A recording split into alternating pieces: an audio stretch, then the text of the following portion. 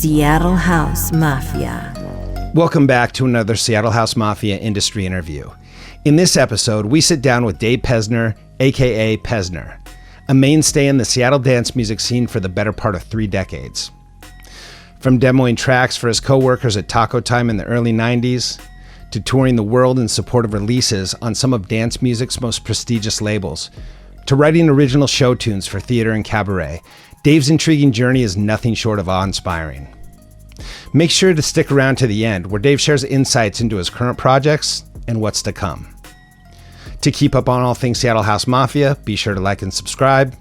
For now, sit back, enjoy the show. Seattle House Mafia. Welcome back to another episode of Industry Interviews in the Seattle House Mafia studio. Our guest today, from 97 to 2008, produced music as Jacob London with Britt Hansen and had a string of vinyl releases and remixes on Derek Carter's classic label, Viva Recordings, Ohm Records, and many other notable labels when I looked them up. And I think I actually have quite a few actually on my shelf, funny enough. And then in 2008, he transitioned, and his first solo record was picked up by Free Range, which then kicked off 10 plus years of touring the world, DJing and making music. His Beatport inventory has nearly 600 tracks to date, including remixes and originals, and then tracks that have been remixed of his. So we want to welcome Dave Pezzner. Thank you. Thanks for having me. Yeah, aka Pezzner, right? AKA Pezzner. My last name. That's right. That's very right. Thanks for coming in, man. Thanks. Yeah, Jamie O'Dell, Jempster, right, was when I released my first record as Pezzner. Before that, I didn't really have a name, and he was like, "So, what's your artist name?" And I'm like, "I don't know." And I'm like, spending a couple days like trying out different ideas, and then he hits me up. He's like, "How about Pezzner?" I'm like, "Yeah, let's do that. It's good. Let's do it." Yeah, sure. Okay. Can I tell you why I think why I enjoy it? Yeah. Pezzner, because I grew up in the era of Pez. Right. This is just coming to me now. And like the Cherry Pez and the Stand By. Do you ever see Stand By Me where the kids are talking about if you could only eat one food for the rest of your life? And the one little chubby kid, Vern, says, "Cherry Pez," So anyway, I always associated Pezzner with Pez, which always gave me a good feeling and made me smile inside. That's awesome. Yeah. I'm so glad that does that for you. But I think it's good. Yeah, no, it was a nickname when I was a kid, Pez. Was it really? Yeah, it was. Okay. Yeah. Good. And I mean, just in general, when you sent me, because a lot of times I ask people to send me some kind of data points for the intro and things like that.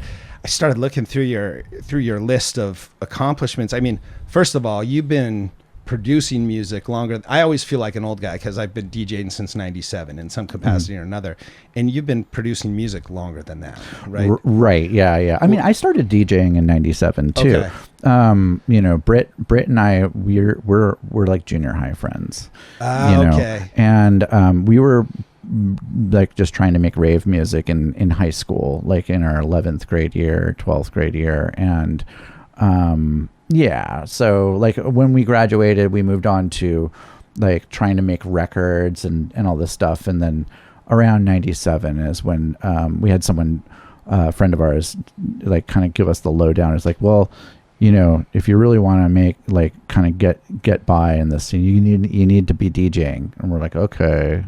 And so that's when we started. Really? So yeah. Unlike a lot of the guests that have come in here who kind of started DJing, then transitioned into production. I mean, I guess it's been about 50-50, but the DJing thing was the necessary evil to progress sort of in the scene, right? Yeah, totally. And I mean, I learned a ton from from like becoming a DJ. I mean, our music sounded very different before we started DJing, and we, little did we know that we were trying to make music for DJs, but we didn't understand what DJing was all about or how to do it or any of that stuff. And so, going through the trials of learning how to play vinyl, and which is a pain in the ass at first. It was for me, not for some, apparently. It took me so long to learn how to beat match. You make me feel I want to give you a hug. Because it took me like, I don't know, 4 months of fail every day. And I had the tables in my house. Me too. Yeah. I went through the same thing, and I talked to somebody who's like, oh, I picked it up after a few weeks. It's like, No, yeah, Brit picked it up right away.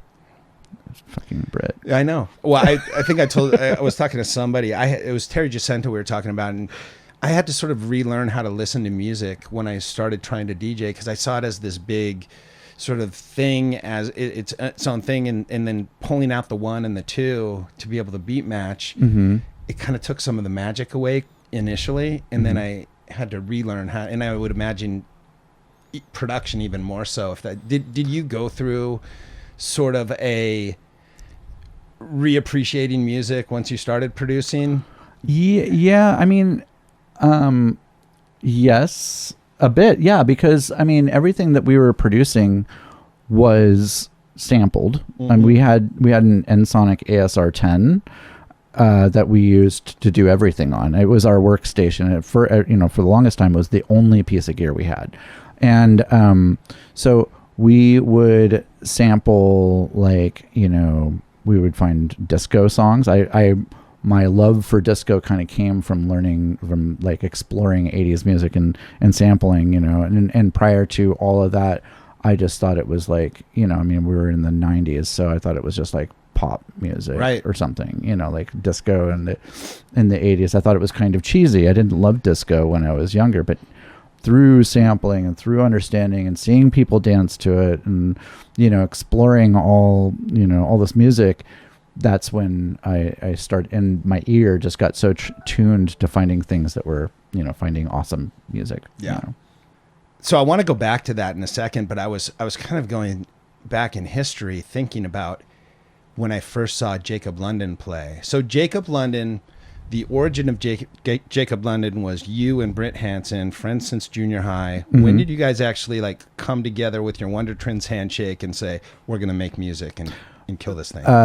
This was early on. So like we were in basically 11th grade. Okay. And locally here in Seattle? Here, Redmond. Okay. We both went to Redmond High, and we, I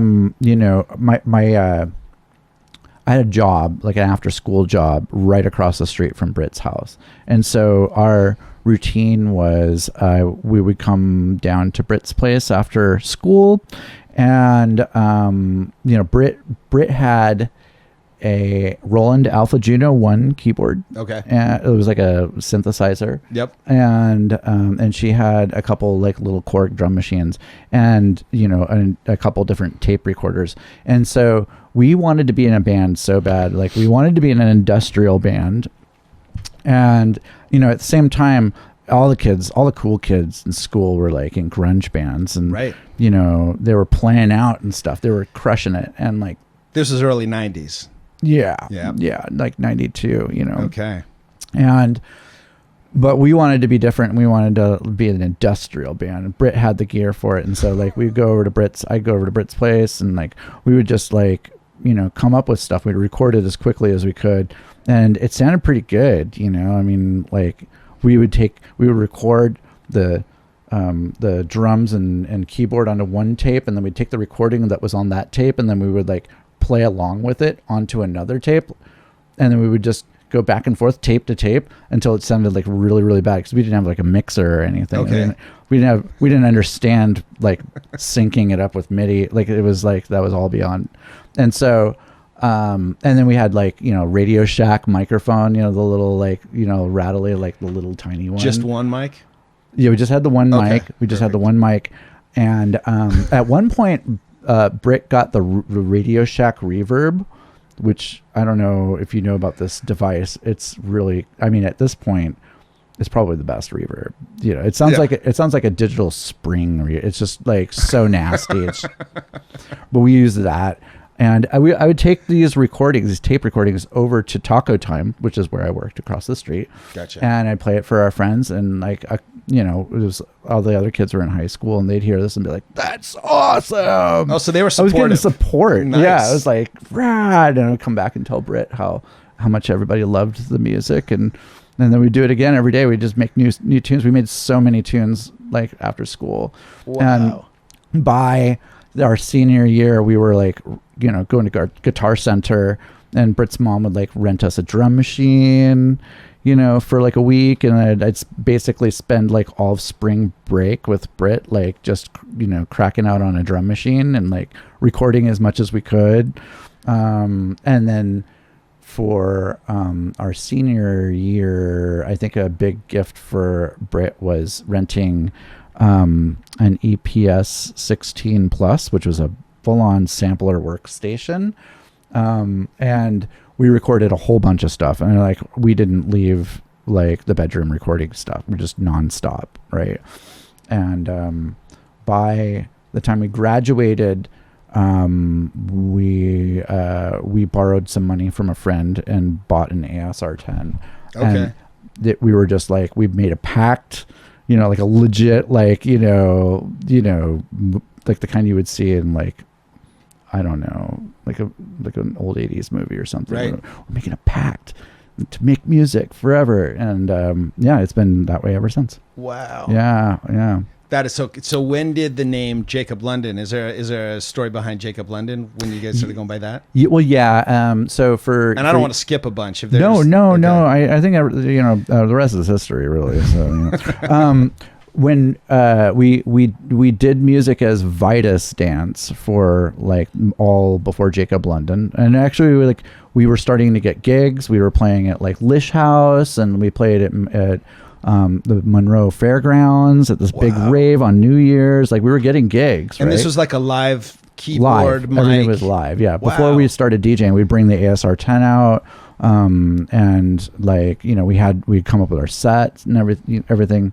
But then when we started releasing music, after we started DJing and around like 96, we got a record deal through was it Eat House, or it was a Eat Static Eat House. It was remember that store Delicious Music? Yep. Yeah, Carlos's. Yep. It was his store. He had this label, and he put out our first record. And we at the time the label was being funded through a bigger company called Will Records. It was like a record company that kind of around the corner, and the record deal that they issued us was like really invasive. Like they wanted to own our name, they wanted to own everything. And we're like, well, we're excited about releasing this record, but we're not going to lose Vitus Dance, so Vitus Dance. Yeah, totally. We're like, no, Vitus Dance is like, we've done so much. And so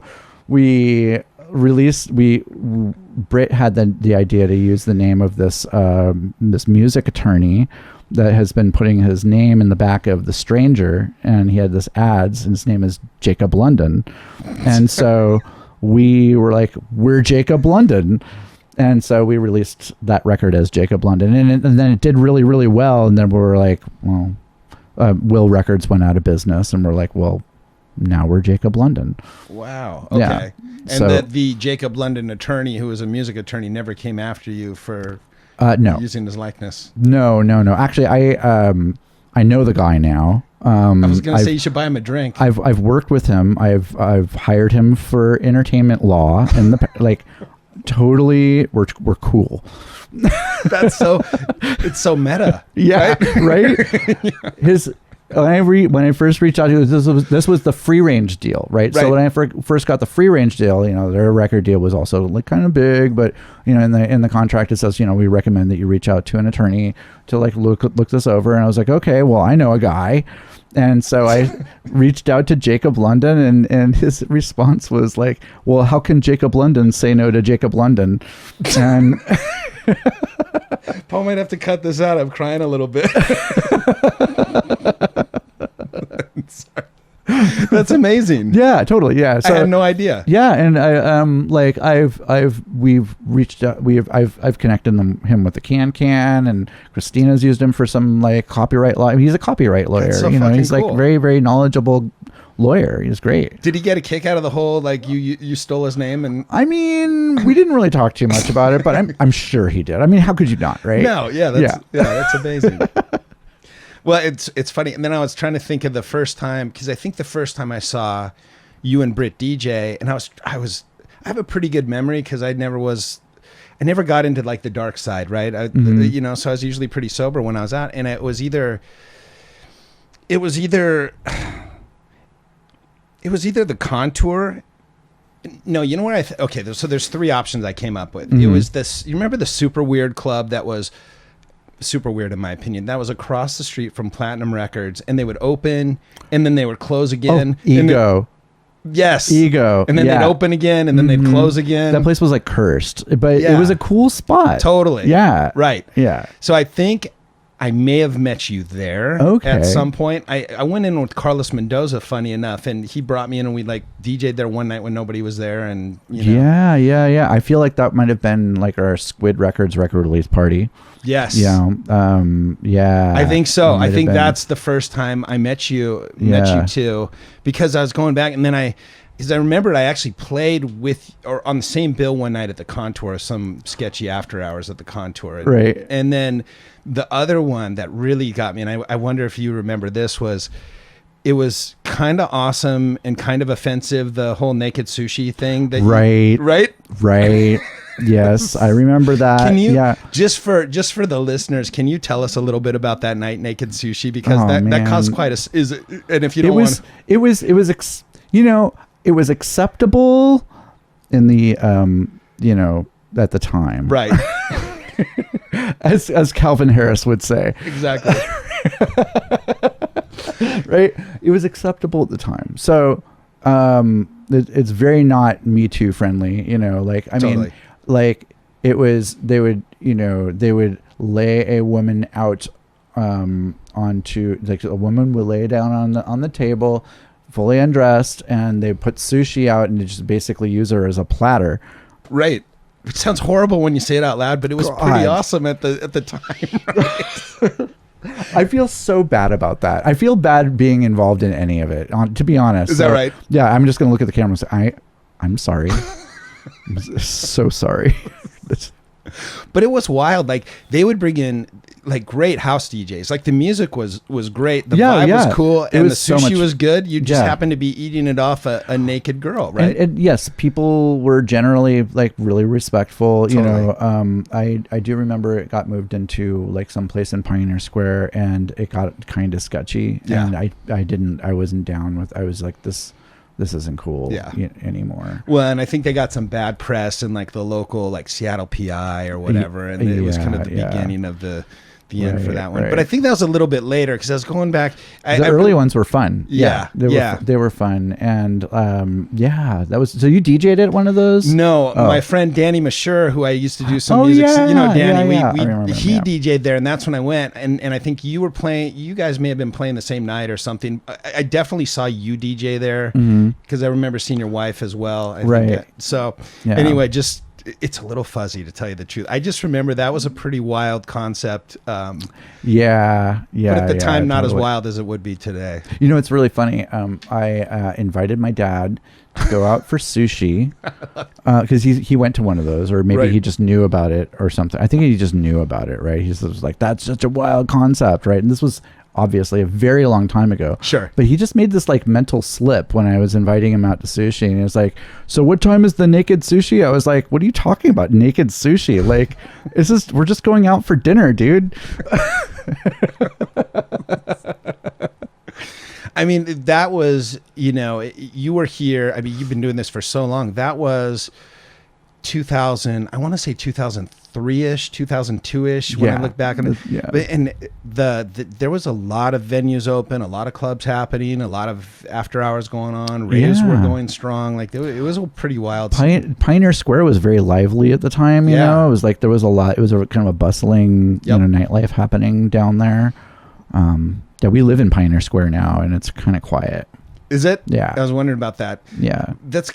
I always thought it would be a cool place to live, as long as you can kind of get away from the street level. Because I do like the vibe has changed. It kind of yeah. We live on the second floor of the street level. Okay. In an art loft building. Love it. Yeah, and it's nice. I mean, we've been there for a really long time. And do you have a studio? I'm assuming you have a studio set up in that building, or do you have a studio elsewhere? I do have a studio in our place. It's like our place is really big, so like the kitchen area is big enough to have a studio in it. Okay. And my wife does interior design, and her business really kind of picked up at a particular time, and she ended up having to buy a bunch of office desks and set up our living room to be an office. It's this really big apartment, right? Yeah. So now my studio's in the kitchen of our apartment, but I do have a studio in Pike Place Market. Okay. Because it's not my studio, but it's where I work for the Can, and a lot of the stuff that of my own stuff is set up inside that studio, and I've set it up for them, and I call it mine because I'm there every day. Yeah, you should call it yours. Yeah, it's my studio.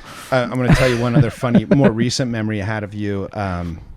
And your wife's probably gonna kill me for this. Somehow I was on Facebook, and there was a video of your wife trying to get on a Zoom call, but during COVID, like the echoing with the Zoom calls and I just remember her like yelling at you, and you're doing like this whole Rasta thing. Oh yeah, you know what I'm talking about? Yeah, during the pandemic, we were doing like our Monday meetings. During the pandemic, I couldn't do any music, and so but I am pretty admin like savvy, right? Like I've worked in offices for like ages, and so I was able to help her run her business system, and I was on the Monday meeting calls with her, but like my laptop and her laptop are like right next to each other, and like both speakers are on, and like we'd hear the echo, and I'd be like, Rasta man.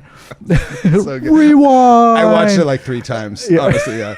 And she was just like, "Stop it, Dave." Yeah. That was so much fun. It was just a little glance into the relationship dynamic. Because your wife's lovely, right? Like, yeah, she is. She seems very cool. She's the best. She's the best. Absolutely. Absolute best. Yeah. Perfect. Yeah. Anyway, well, so back to you went to Redmond High School. You're not from here originally, though, right? No, I moved up to Seattle from LA. I mean, I was, like 12 years old. Got it. Yeah, and so I was. We lived in the San Fernando Valley before that. Gotcha. And I get the production thing, which led to the DJ thing. But was there also sort of an origin story as far as understanding dance music or the rave scene, or something that kind of tripped you into this world? So, I mean, I didn't know anything about this, like dance music stuff, like any like Chicago scene or any of that until I came. And honestly, I didn't understand the history of dance music at all. Nobody told me about any of this until I moved to Seattle. And I was in 11th grade. No, I was in Seattle. So I was in Seattle from, 8th grade until pretty much like 10th grade. And then I moved down to Arizona to go live with my mother. And then I came back to Seattle in 11th grade, 1991-ish.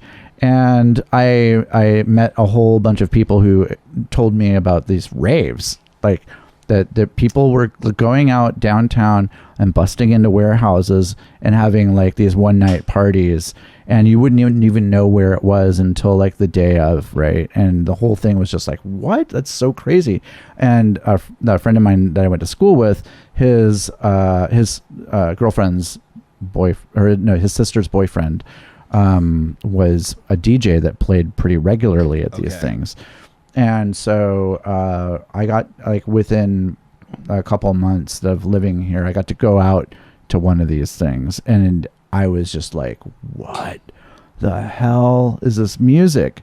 Where is it coming from? Like, why doesn't it ever stop? And like, what is this music? It's so crazy.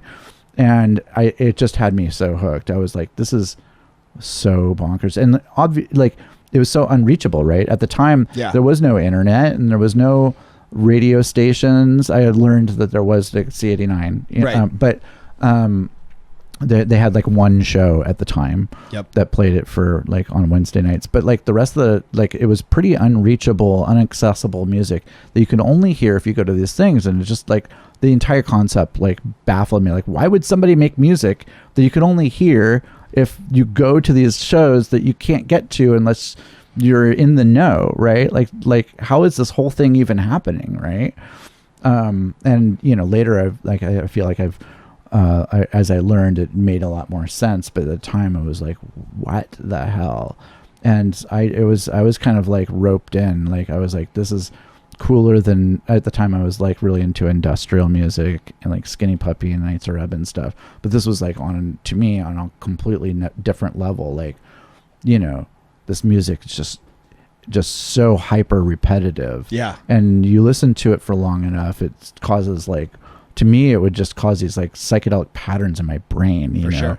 And like, you know, it was different from all the other stuff, you know? And was Britt, or were you guys going out together and checking these things out, or were you? Britt didn't go out to really any of them. I was going out with other friends that were like kind of involved, but I would bring the stories back to Britt. Okay. And I had a friend of mine had like this one record. I remember this one record. It was by later learned that it's like a Chris and Cozy side project called Prophets of Psyche, and it was like, you know, that total like Rotterdam banging. Yep. You know, I mean, I guess today it would be something like goth gabber music, you know, just banging. But it was the coolest thing in the world to me at the time. And Britt played it, and like we would just listen to it, like, what the hell is going on in this music? And then of course, you know, we were trying to replicate that when I was working at Taco Time. That's so cool. That's well, I can imagine in that sound coming from, you know, being into industrial and then I can see how that fed in.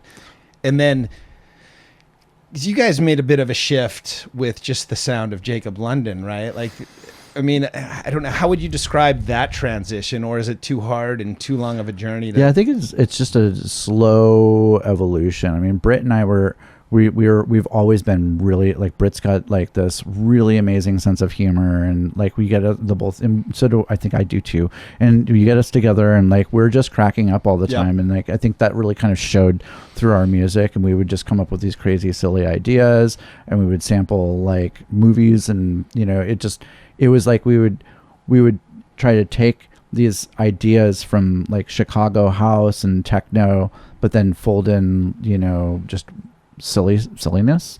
But then at a certain point we started like evolving into just like, well, let's just do something cool and not have to try to fold silly into everything, right?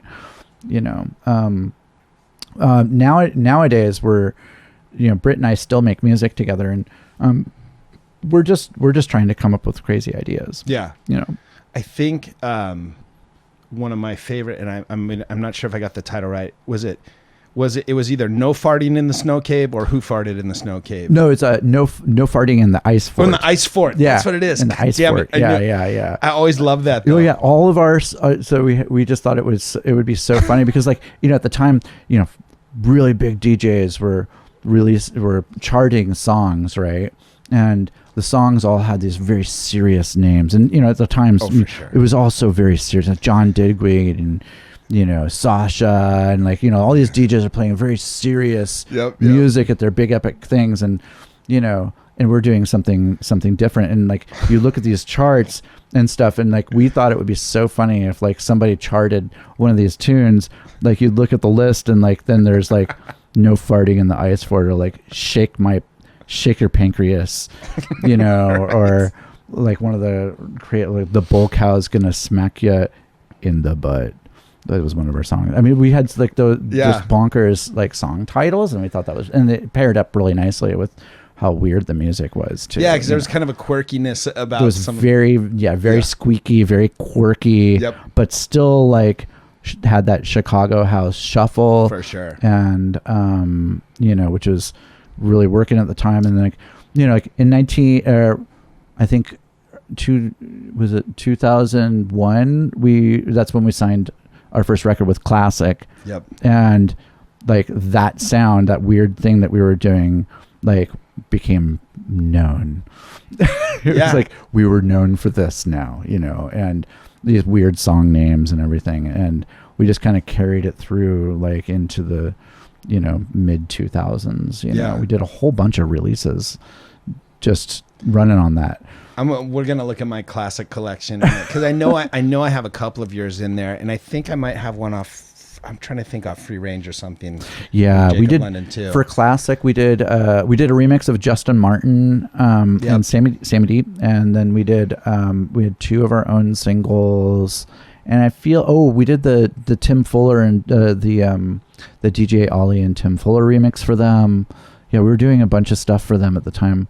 We got to go to London and play at the classic party at the end, which was awesome. Like we like played before Derek Carter, who's like one of my all-time favorite guys to watch, right? Matthew Herbert is DJing in the other room. Like, what the hell, man? Yeah. When you guys were performing as Jacob London, were you? I don't remember, but did you guys have like sort of a protocol where you're going back to back, or 1 song, 2 song, or it was like, how do you guys do it? It was like 3 songs. Okay. And then it was always started by and still carries through to today. Whenever we play together, the first person is the one that wins rock, paper, scissors. I love that. Right. Yeah. Yeah, that's just how it is. And then that person plays the first track. And then sets then we the just stage. do 3s and yeah. Yeah. Yeah. We were doing 4 decks for a little while, but it was just, it just sounded like kind of cluttery. I don't know. I feel like it was just too busy. Yeah. You can get busy. Yeah. It's fun. I think or you got to be really intentional about getting like minimal, but then you're like, well, it's just like, why not just DJ? That's exactly right. That's exactly where I was going.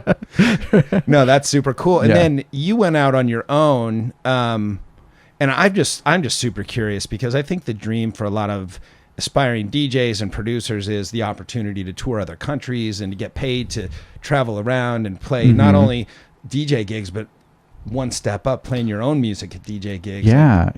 Like, talk a little bit about that. I'd love to hear what that sounded like. So like when, so in 2006, I quit my day job because, which was what, by Taco Time still? No, I'm teasing. No, I was working as front desk admin at a company called Peak Systems. Okay. Which was located in the basement, 3rd basement floor of the Quest Tower, which is now, I don't know what it is. It's Nordstrom, I think, downtown. Right. And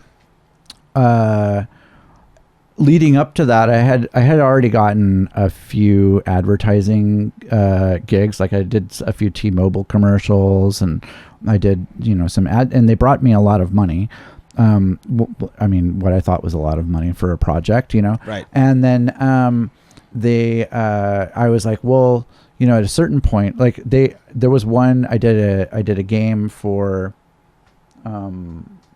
Screen Life, and it was like the American Idol board game, and I was able to go on leave from work for a month to like produce this game, and they were totally cool with it.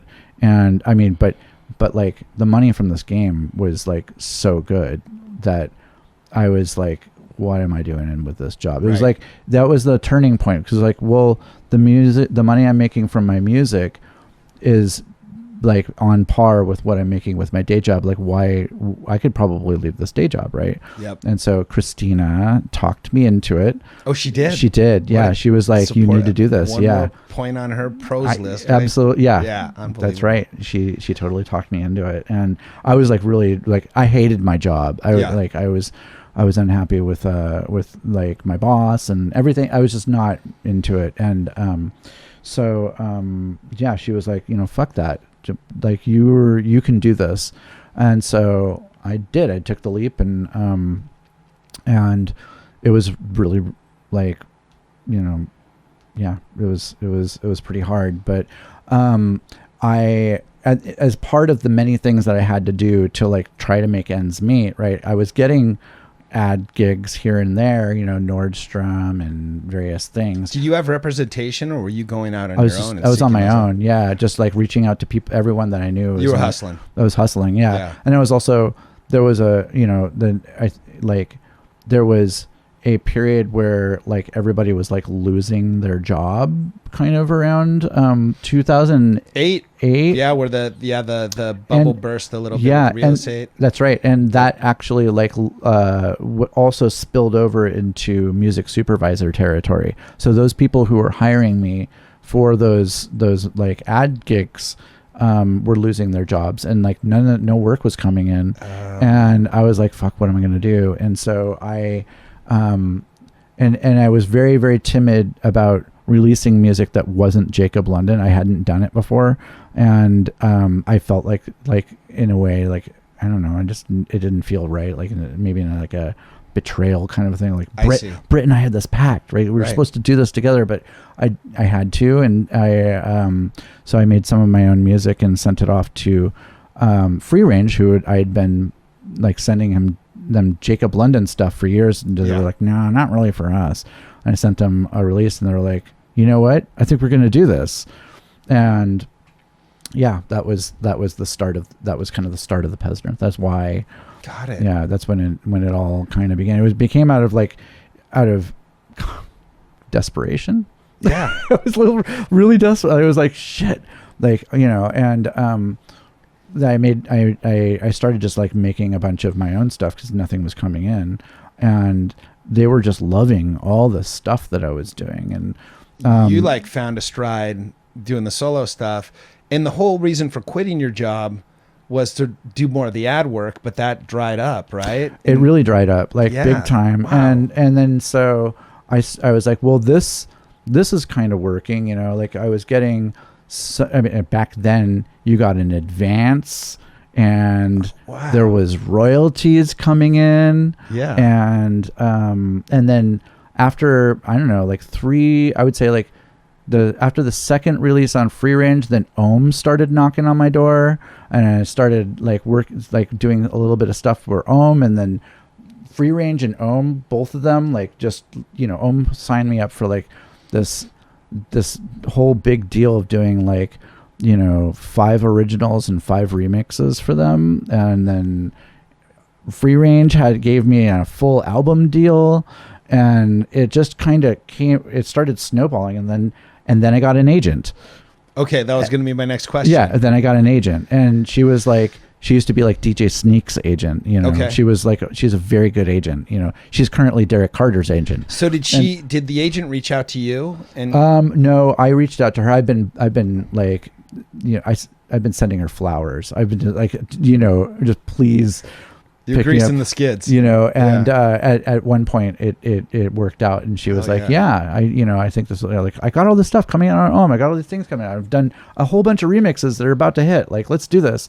And it just, like, she had me constantly touring, like constantly. Wow. My status with United got bumped up into, like, I had status on the airplanes, you know what I mean? Like, I was like it was, and she was looking out, like, she's fantastic. She's a fantastic human. Wow. Currently a fantastic human. She's still your agent in some capacity? Okay. No, I ended up moving on. It was like, after a couple years, there was another agent, because I really wanted to tour in Europe, and she does North America pretty much exclusively. And I had an opportunity to work with a European agent, but a European agent dude said that if I wanted to work with him, it had to be exclusive worldwide. And so that means if I'm going to play in Portland, they have to book through this guy in the UK. Okay. And so I just kind of leap of faith did it, and he had me touring all over Europe, and it was awesome. But also learning, it was like pretty stressful at the same time. Yeah. And were you by yourself when you were touring? Because you were married, right, at the time? Married, and I was just touring by myself, and trying my best to support at home.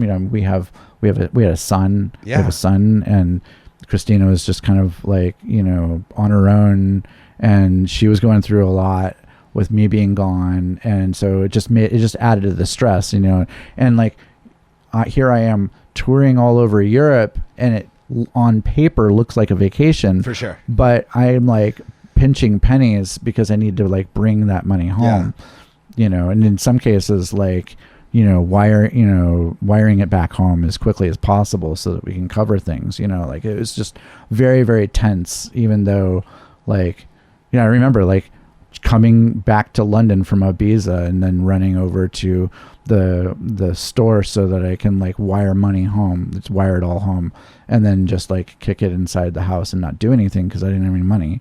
Right. You know.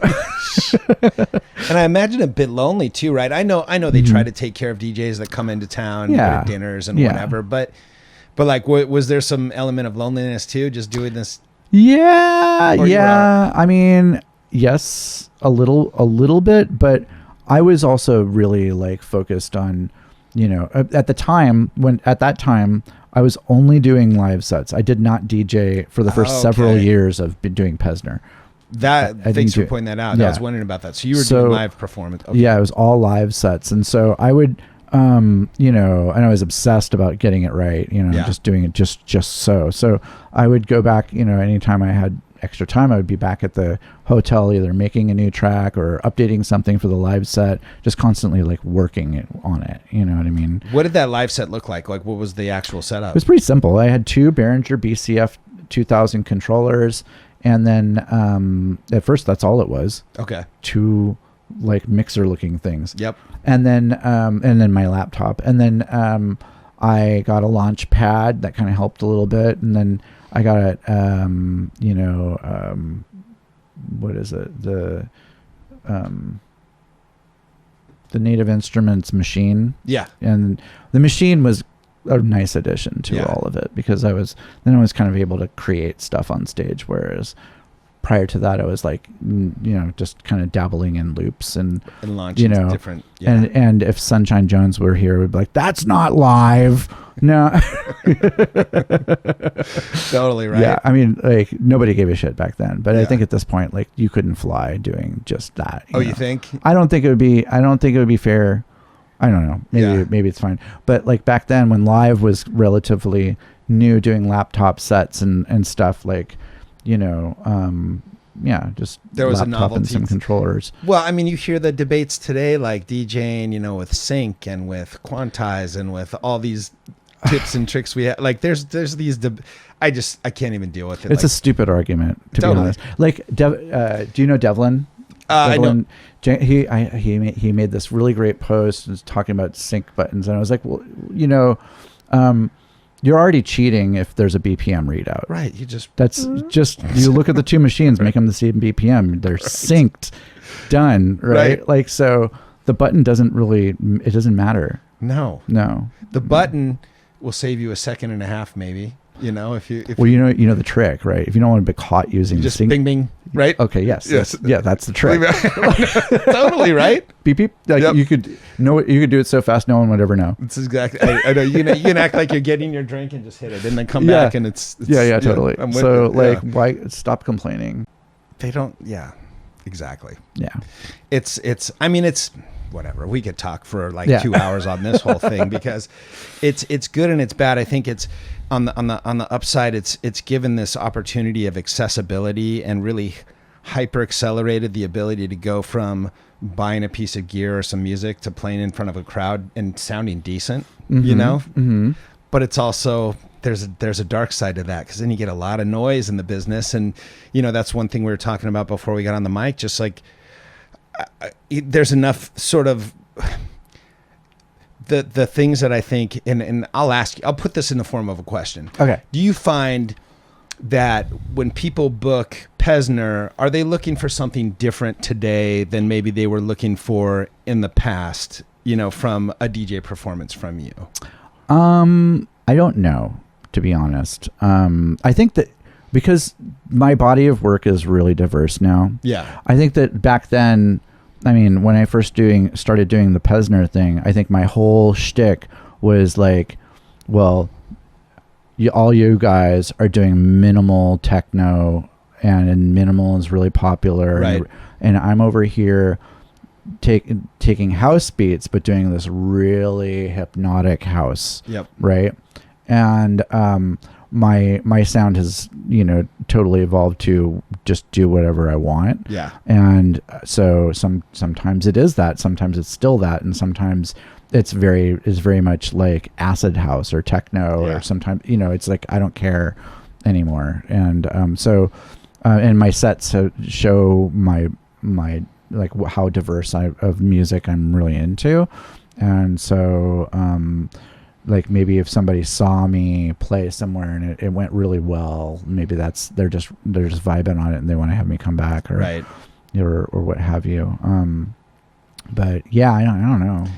No, and I think that was a very ambiguous question. Yeah. I think sometimes where I do, I think sort of worst case scenario that I hear and see a lot when I'm following folks on social media is this person gets booked because they have this social following, they look a certain way, they know a certain person. And that to me does seem like, I mean, that's probably always been in existence, but more now than ever. For sure. Yeah, totally. Yeah, I think we were talking a little bit before. I was like, there's definitely there's a bit of ageism, and I think as there always has been in this industry. In any part of any entertainment business, people just get excited about the kids who are cracking it out, right? Yeah. Like, oh my God, look at them. They're so cute. Or, wow, they're so young. How are they even doing music? And then you get someone, like, it's hard for someone who would say be in like their late 40s or in their 50s, just immediately just coming out with stuff, even though like it's totally possible for someone to do it given their length of knowledge and and all that, but it's just not, you don't see it as often, right? You don't see it as often. You see it with like the old school, that there's such a deep, heavy legacy with some of these like old school DJs and producers, but you don't necessarily see like the new 50-year-old dude coming hot on the scene. Right? Wouldn't that be so cool? I think it'd be fucking awesome. If it like at some point just switched there and it was like, how cool, he's so old. How's he even doing this? Totally. It just comes in hot over the tree line and just pushes the kids out of the way. What is that guy, like 90? He's wearing the white New Balance from Costco. He's just fucking killing it with his fanny pack and his pacemaker. Just out of nowhere. Like, what the hell, this guy? Maybe it will. I don't know. That'd be an amazing. That'd be amazing transformation. Unfortunately, I'm not optimistic, Dave. Unfortunately, but well, so I think I got a pretty good feel for where you came from. I mean, there's so much to talk about because you have like 30 years of making music. It's totally. We'd have to do a series of like 5 to even, I feel like, scratch the surface. But I know in like 2015, then you started a new thing, which was Hunt and Gather, right? Yeah. What was the inspiration and the thought behind that? Well, I had a label account actually with John Lemon. He was running the label for Beatport for a long time, right? And he a couple years before that, I set up an account with Beatport to like release some of my, because I was releasing a lot of music at the time, and I wanted to like also have my own label to do other things, right? Whatever I can't put out, or maybe I'll put it on my own label or whatever. I set up the account, and I think that the intention at the time was also to like be all of the artists. Like I would be all of the artists on the label under various names. I would create this sort of like, where did Dave find all these artists that sound like Pezzner? Yeah, that's brilliant. And kind of create this culture of music that sounds like the music I make. That was like my envision, Right. It never happened. I just didn't do anything with it. And then around 2015, my buddy Mark Lippert, who lives just blocks away from you here, he moves into town with his wife, wife Amy, and we totally hit it off, and we're talking about like doing parties together and stuff. And one night I'm at Monkey Loft, and I'm like asking the owner there, like I was like, how much money do like these promoters like gross at the door? Like how much money's coming in? He gives me this number. I was like, you got to be kidding me. Oh, really? Yeah. What? And and they're paying these DJs how much? And I was like, oh my God. I got all in my high horse about it. I was like, this is not, why? I can't believe it. He's like, well, do you want to do a party here? I was like, sure. For that kind of money, yeah. Yeah, why not? Yeah. So he gives me like a 12-hour party, because back then all summer long it was the 12-hour parties. Okay. And you know, I talked to Mark about it, and like we're like, yeah, let's do this. Let's like make this thing together. And then it hit me that it was like, well, I have this label account and I haven't done anything with it, and maybe what I can do is make this a label launch. You know, there's a good hook, right? Yeah. And so I put together music. I got it mastered. Mark's friend helped us come up with a logo. Yep. You know, Which is great, by the way. The logo's cool. Yeah. Oh yeah. Well, I mean, this is the old logo. Oh, gotcha. Yeah, it actually changed it at one point. And the problem was that the logo couldn't be scaled down, and so I had to figure. Anyway, we put together this 12-hour party, booked all some of my favorite like local DJ friends, and for me it was like, okay, we're going to do this. It's going to be the most awesome party, and like everything from the door is just going to go to all the DJs.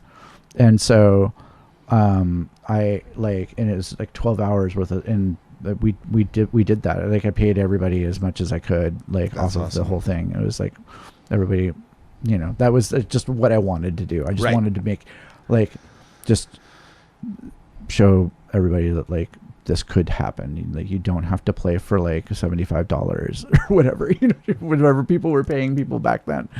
I mean, it's the same that they're paying people now. It seems like it's just It's like you know, we can all do better if we just say what it's like what we want. Yeah, you know, and but more so at the end of the day, I had this label. And I had to start putting music out to make it a thing. I mean, like Resident Advisor wrote about it. Like, there was a thing, right?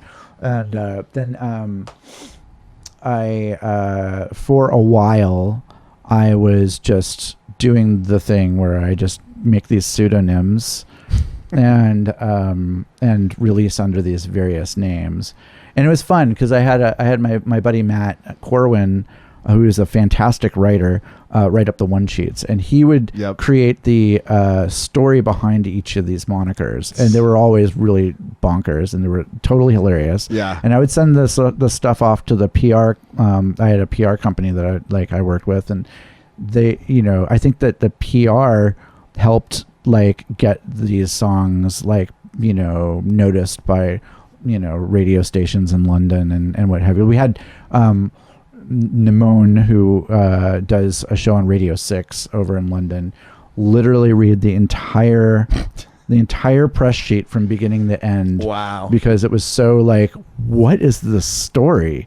I've read some stuff that Matt used to write. Like he's a fantastic writer. He's a great writer. Yeah. So he does most of our one sheets even now. Like you know, he writes the native language ones. And he's fantastic. He's got like this whole crazy story about the native language, which I don't think I have time to really delve into, but it's well, you're going to come back, so we'll dig into that some more. No, that's very cool. So hunt and gather. I guess I get the concept, and you guys are still active, or we're still active. Yeah. Is there a team? Or is the team now is, after a couple years of doing that, I brought in Carlos Mendoza and Michael Manahan. Yep. And at the time I was, I was doing some nights at the Rebar, and trying out some things, and then these guys were helping me out with the stuff, and we just sort of decided I wanted to partner up and team up, and it's been very instrumental. I mean, Carlos has really helped pull this label into a thing that has a system and a process that I did not have before. It was very willy-nilly before Carlos came in, and now I really do feel like we have also Randy Deshays as a new member of our team, and he's actually from Boston. Okay. And he's thrown like tons of parties back in Boston for ages, kind of like Brian Lyons has been doing the stuff here. He was doing stuff over there, and now he's here in Seattle, and he's with us. And yeah, it's great to have him on board with us too. Funny side note, I went to high school with Carlos for 1 or 2 years at Lake What? Washington. Yeah. Crazy. We go back to high school. No way. Have you had him on the show? No. You should have him on the show. I would love to have him on the great show. conversation. You hear that, Carlos? Yeah. Yeah, I actually reached out to him before this thing was even a thing, because I always get ahead of myself, right? Yeah. So I was like, I'm going to do this thing and I would love to have you on the show. And I think he was very nice, but I think his sort of thought around it was like, I'll wait to see what this thing is before I commit to doing this thing. Yeah. It's good. It's good to have someone cautious on. Yeah, on no, team. he's a smart guy. He's Yeah. totally. Yes. So, good guy though. Yeah, it's funny. Yeah. We go way back. So Hunt and Gather still active, and then now you actually work for the Can, which is something entirely. Yeah, it feels a little left field, but may not be as left field. It's as pretty, I think. Yeah, it's pretty left field for. I mean, for my path, right? Like, yeah. In around 2015, around the same time I started the label, I did I was doing all kinds of things. I mean, when you do music, you just have to do whatever comes your way. Right. Like, you can't just be a DJ. Like, I do the DJ thing. I run the label. I was doing weddings with Jason Tokita. Okay. And that was like my bread and butter for a little bit. It was like, because it was just, I couldn't keep it was too volatile with the DJ thing. Yep. And then my neighbor, who his name is Eric Paget, he's a fantastic trumpet player. I live in a building of artists, and okay. My neighbor told me that he's in this band for this artist called Vince Mira. He's a country western artist who does sort of eclectic left field country. I don't know. It's hard to describe what. Sure. What I came into when I heard Vince's music. It was badass. It's like really, really good. And but the guy who was managing them they all needed someone to help them make a backing track that they can jump through and be a lot more dynamic than just a backing track. They wanted to be able to sync it up to MIDI for drum machines and all that stuff. And so I created an entire system for them to do it in live.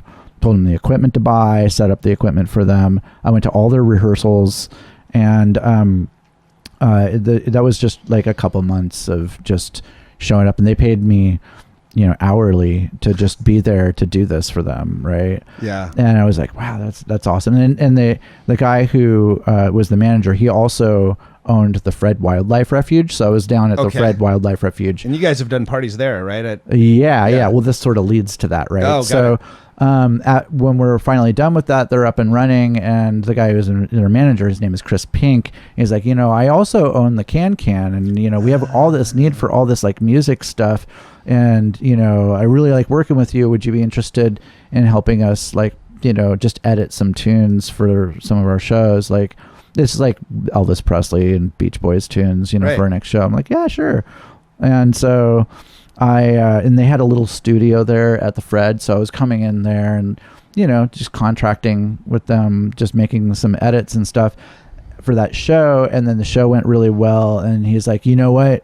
Like would you be interested in doing another one? This next one, I want to do more original music. And so we did this like Romeo and Juliet thing, and like wrote all these original tunes, and he had me in there like 8 hours a day for a couple months, just constant work. And I was like, shit, this is great. Like, I don't have to tour, I don't have to hustle. I could just come into work and like do this contract. You're still doing music too. Yeah, I'm doing, and like they're into like banging music, so I'm using all my like house music muscles to like make these crazy jams for them, right? And then we moved on to the next show and the next show and the next show, and like by the time pandemic rolled around, I had done like, I don't know, like 6 to 8 shows for them, and I was constantly working for them, except for like in the middle times there was like holiday show, they had it all packed up. So like, when things slowed down, I was just hourly, but they let me use their studio, so I would just keep coming back and working in the studio. And whatever they need, right? But then pandemic hit, no work. But during that time, No work because they weren't doing any live shows, and yeah, they weren't doing anything, and all my DJ gigs were gone, and so yeah. And then, but in that time, they were relocating to a new space, which they got for pandemic prices, and they totally set up the new can in the new space. And then when everything reopened, they hired me on the books, and so now I work with them full time. I got a studio. I'm on it's like salary, proper job, benefits, everything that you would need from a job. And then also, like, when things are like super duper slow or there's nothing really happening, you know, I still have my time to like make house music and do my other DJ stuff once in a while. But DJ stuff is not my main focus right now. Like, my main focus is the stuff I'm doing with the can. We've really leveled it up, right? Like, sure. I'm doing I'm composing some like orchestral stuff for them now, and we're using like these like film scoring, like sound library tools that sound like actual orchestras, and I'm learning more about music theory and pianos, and I'm hearing the music in my brain more too. I'm like hearing these like classical waltzes and stuff, and I'm starting to like make them, you know. And I'm just like blown away by how this is all sort of transpiring from, you know. Yeah. I'm like, we've like, and it's like, you know, they're like, we have this Cole Porter song and we'd like to have an instrumental version of, but if there's, of course, like, there's no, you know, good instrumental version of Les Girls. So you have to reverse engineer, and so I have to like reverse engineer Cole Porter stuff. And in the process, I'm like learning about big band and like how to like combine VSTs to like create horns that convincingly sound like big band stuff, and also maybe like use a little sample here and there to like back it up and stuff. And like, but at the end of the day, like, you know, it's like I'm making, you know, Broadway show tunes sounding stuff with like big 808 kicks and, you know, synth sounds on top of it. And yeah. And that's what I said. Maybe it wasn't as left field as it seems. And yes, it seems left field, but it also seems everything you've done up to that point has led to this point. That's a fucking great fit for you. 100%. Like, you know, I need to know how to make music that sounds like techno music, because it needs to rattle those subwoofers in there. I need to know how to like bootleg tunes, right? Which I've done a ton of. Yep. And so I'm taking the original version of these tunes and I'm syncing it up with like my VSTs and making these crazy beats to go with them. But also I need to be able to like write in my own instrumentation to turn this like thing into something that feels original. Then of course I'm like, you know, working with the choreography and the music director to like edit it down just so, you know, and that's something that came from like all the ad stuff that I've done in the past. You know, it's like it just works perfectly for the can, you know. Yeah. Do you feel like I guess the big question I'd have for you, if you look at this history that we kind of went through that leads you up to today with the job that you have now and the way you're expressing your creativity now, would you have done something different if you would have known? Like, I can't imagine you would map this out and thought, I'm going to land at making show tunes for cabaret. God, if I knew that, I would have stayed like focusing on my piano and like I would have like traded with some of my art classes for band. Got it. You know, I probably would have done something like that. Like I do feel like my biggest hurdle right now is like knowing my scales on the piano, right? And understanding how they work together, because I am going by ear on everything, and I can hear chords in my head and hear how they're supposed to flow, and I can draw them out, and I know how to make them happen, but it's a very long, drawn out, grueling process. Whereas if I was a music theory major, sure, I'd be like, do. But I also see a lot of music theory major people struggle through creating something that's really avant-garde and left field because their brain is so wrapped around what music theory says music is supposed to sound like. Yep. So, and I'm all backwards approach. I'm all reverse engineer. You know what I mean? Cool. So it's so cool. So would you? To me, it sounds like the Pezzner, the way you've traversed what is now, from the past to the current. And I'd love to understand, like, future-wise, now that you know what you know and you're doing what you're doing, and just a side note, I could imagine maybe like with some house music producers or DJs or electronic music producers, there might be some ego sort of getting in the way of like, no, I'm not going to do show tunes. That's not what my thing is, right? But I don't sense any of that with you. No. It seems like you love it, actually. I love it. I love it. So and crazy. I think the hardest thing was, for me when the job was offered, was the knowing, because I know how this industry works, and if you stop hustling for 3-4 months, you're done. You're done. And it's going to be a long road of like trying to convince the industry why you're coming back. There's a short memory. Yeah, it's very short, and you're like, well, that's cool. Pezzner's coming back. He was cool for a while. That's how I see it, and it's probably that might not be the case. I have a weird ego about it, but that's it. You do wash up fast, and that's what I experienced was, in the whole time that I was doing this whole DJ music for a living thing, was that like the money came from DJing, but the DJ gigs come from releasing music, and the releasing music comes from the time you spend creating the music. So you can imagine there's like this long period from the time that you sit down to make a tune to the time that the tune comes out to the time that the promoters realize that, like get into it, and they're like, oh wow, there was a buzz about that. You have to like release multiple. It doesn't take one tune to make a buzz. You have to have multiple tunes piling up together to make a buzz. You have to have multiple things up in the charts, and that's where the buzz comes from. Right. And that creating that flow of your name constantly coming up in the charts, it takes a real long time to keep that in circulation. Right? Yeah. And who knows if it will ever happen for you. Sure.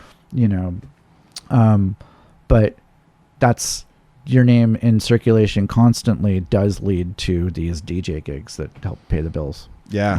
And I was like, I don't want to, like, cause my agent's going to drop me, and it's a piece of your identity, and that's, I get it. But, well, for the can though, like, it didn't take me too long. I mean, they got me set up in this really dope, office in Pike Place Market, and I've got like, they are very sensitive to my other creative endeavors. That's so and cool. They're totally cool with me, exploring them in the studio, and they want me to learn and grow as an artist because I bring that back to them. And it sounds like I've never had a more supportive like work situation, right? And you're still crushing DJ sets. I mean, I've seen you like twice in 2 months. Brought my wife out; she loved it. Like, people all of a sudden like this. There was a long period of the last like year and a half where it was just nothing came in, and I was like, I don't give a shit. I'm 100% happy just coming to work, making this stuff, and then going home. I'm getting creative. I'm creatively fulfilled. And that was what I was going to ask. And my family is like being supported, and like all that stuff. All of my needs are being met, right? So beautiful. How can I complain? Right. Yeah. So yeah. So I guess the last question I have for you, and then I want to cut you loose on the decks, because now I'm super curious on what you're going to do tonight, because you have a couple. So am I. I love it. Is there a future vision for you, like, whether it's going down this route with the can production, DJing, like or are you living it, or are you kind of flying it as you're building it right now? I think at the moment I'm kind of just flying it. I feel like I've when I was a kid, I set out to achieve music for a living, right? That was like a huge hurdle for, I think, any musician, right? It's not, Sure. it's not an easy thing to achieve.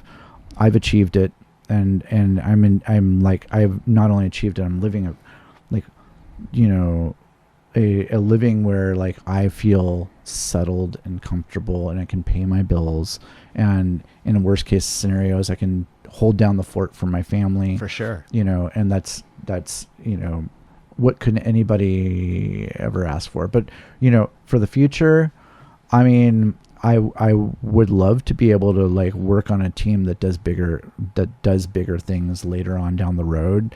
You know, I certainly would love to work on, you know, a music composition team that's doing, you know, scores, or Yep. you know, work on more advertising things, you know, like have more of that stuff come in, because I really enjoy the sort of sound design music approach that comes with like doing, you know, promos and ads, For sure. you know. Yeah. But, yeah. Games, I've always wanted to do games. I know that's a tough industry to get into. I got my certification with Wise like back before the pandemic, because I thought that like I was going to try to move into composing for games, or maybe even doing music editing, or Got it. you know, implementation. Maybe implementers are on another plane, but you know, I wanted to create content for games, but that industry is swamped. It's really hard. Yeah. And you also have to love playing video games, which I don't. Me I don't neither. like playing video games. I just like the idea of interactive music. Sure. Yeah. But That's yeah, amazing. I had a lot of fun with Wise. Like I said, I think with your amount of history and longevity and this like continued relevance, well, you're still what I learned tonight is, because you know, we've talked, we've ran into each other, but I've never really gotten to sit down and talk with you, which is why I love doing this, just for my own selfish like self-interest. But you just have this ability, this egoless zigzag, like, and it's not even about making the best of it. It's like finding the best, you know, like you've put yourself in a very cool position where you're, like you said, you're still being, you're meeting your creative needs, and you also, your needs are met, right? My life needs, like all of them. I'm like, I'm in a pretty sweet spot. Like I don't really want to mess that up. No. I don't want to fuck with it. Why shake the boat? Like I'm on it. This is a good boat. Like. Right.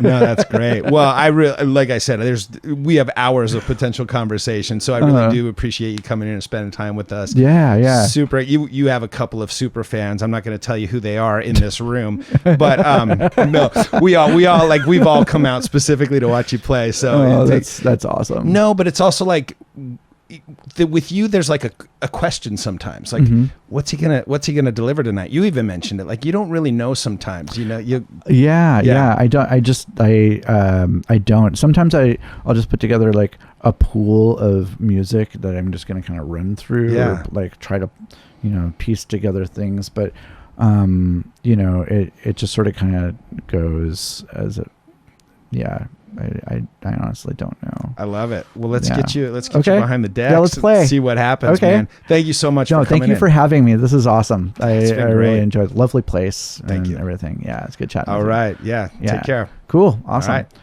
Thank you.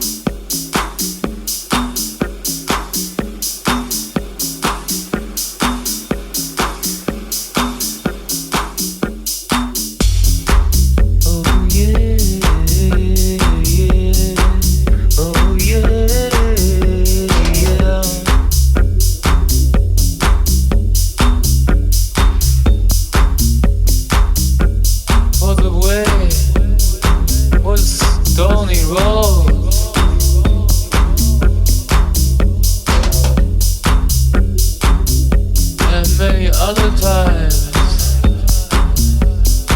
we had fun.